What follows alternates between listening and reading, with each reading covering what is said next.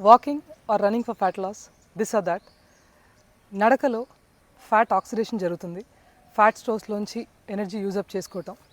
పరిగెట్టినప్పుడు glycogen స్టోర్స్లోంచి energy use చేస్తుంది. మొట్టమొదటిగా మజిల్ మీద, లివర్ మీద ఎక్కువ ఇంపాక్ట్ చూపిస్తుంది.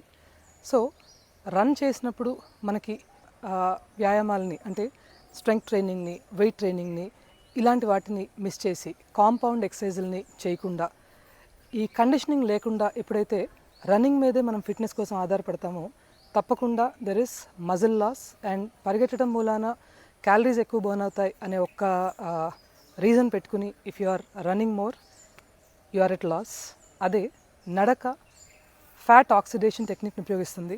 అంటే ఫ్యాట్ స్టోర్స్లోంచి ఎనర్జీ యూజప్ చేసుకోవటం, అడిపోస్ టిష్యూని ప్రాపర్గా బర్న్ చేయటం, మన రెగ్యులర్ వాడుక భాషలో చెప్పుకోవాలంటే ఇవి జరుగుతాయి.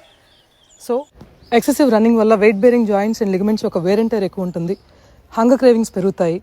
Walking will regulate your appetite, cravings తగ్గి కామ్నెస్ పెరుగుతుంది. Walking is always good for you to lose fat effectively. నమస్తే.